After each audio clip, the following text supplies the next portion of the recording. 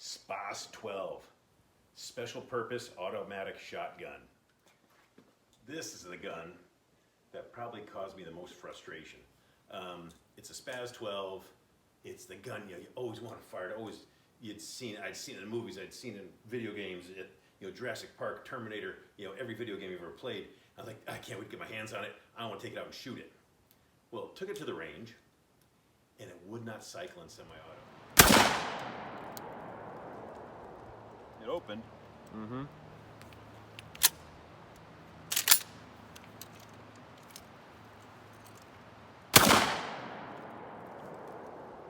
Failure to eject.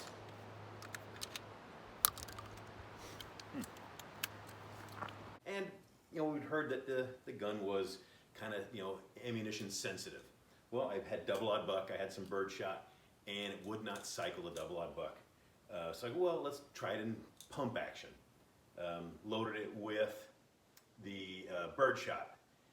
Very, very stiff action. Just did not want to cycle. Did not want to eject. Very, very sluggish. Very, very stiff.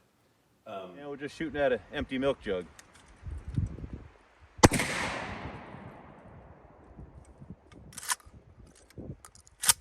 That's a pain in the butt.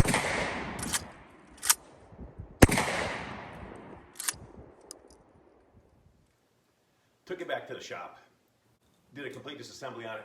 Grease needed to be greased. Oil needed to go. Cleaned what needed to be cleaned. Spent a little bit of time with it. Put it all back together.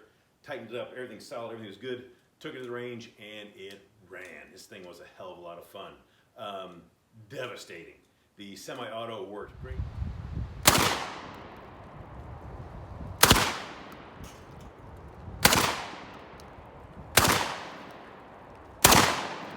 The pump action worked great.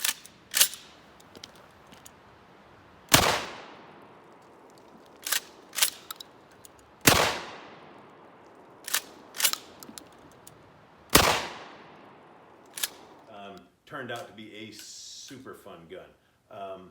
Everything I thought it would be. It's heavy. It's rugged. It's just a tough son of a bitch, and it was a lot of fun. And I'm glad I had a chance to shoot it.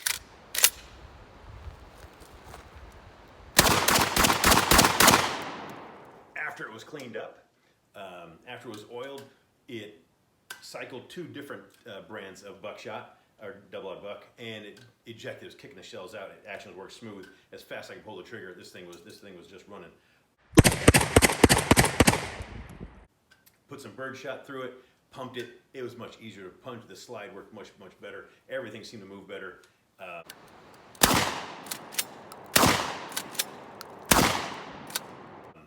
And we're able to have some fun with it. Both John Henry and I got to shoot it.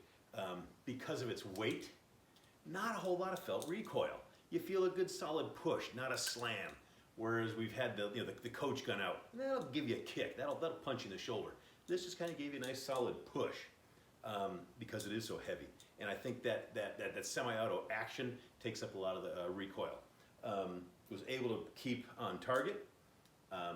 Has ghost ring, has a rear aperture sight and a big blade front sight. That made it easy to sight. I did not shoot slugs through it, but I think you'd be able to shoot slugs fairly accurately because of that peep sight. It was everything you thought it was going to be. Like I said, just heavy duty. Kind of cool having this folding stock on it. You just want you lay this bad boy down, and that's a compact little unit, and it's 12 gauge with 8 in the mag and one in the pipe. It's going to be tough to beat. It's trench sweeper. It's the room cleaner. It's all that. But just a kick in the pants. I did spend a little bit of time inside of it. The mechanism is pretty slick. As the slide moves forward, it opens up the gas vents for the semi-auto. As it moves back, it slides back. It closes those gas ports off and makes it a pump action. Clever design, and just rugged as hell. It's a combat shotgun that I don't ever really seen a whole lot of combat. It does have a lot of buttons, levers, knobs, things. It does get a little complicated. And like I said, it's heavy. Not sure there's a whole lot of call for a 12 gauge in a combat situation. But if there ever was, this is what I want with me, just because this thing just seems to be indestructible. The action of the SPAS is a little bit complicated. There's basically what it is, a slide release, the button here on the left side, has to be depressed to load it.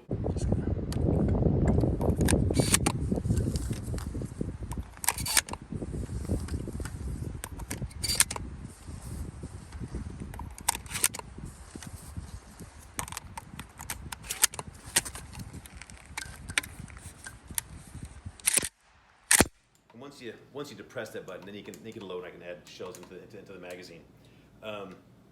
There's a lever on the side of the trigger guard, the left side of the trigger guard. When that's in the rear, that allows the slide to be pulled back. If I'm in a semi-auto, that allows the slide to be pulled back. And then that button that allowed us to load the magazine basically becomes our slide release. When I pushed that, now I'm ready to fire.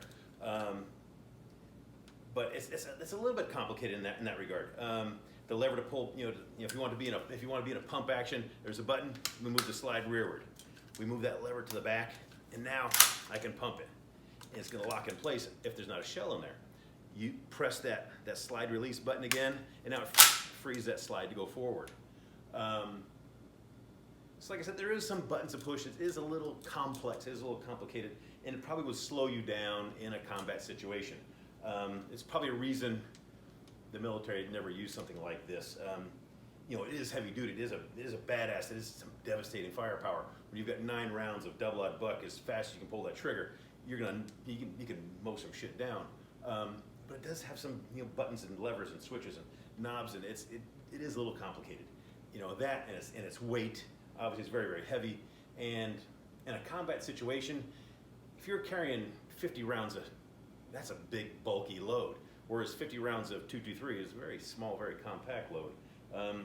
So I would not want to be carrying something like this when the zombies come. I would be outnumbered. It's probably overkill for zombies, just headshots with those guys. But a ton of fun to shoot. It's just as a kick in the pants. It's everything you thought it would be. Just a hell of a lot of fun in a big, heavy-duty, badass, testosterone-driven shotgun.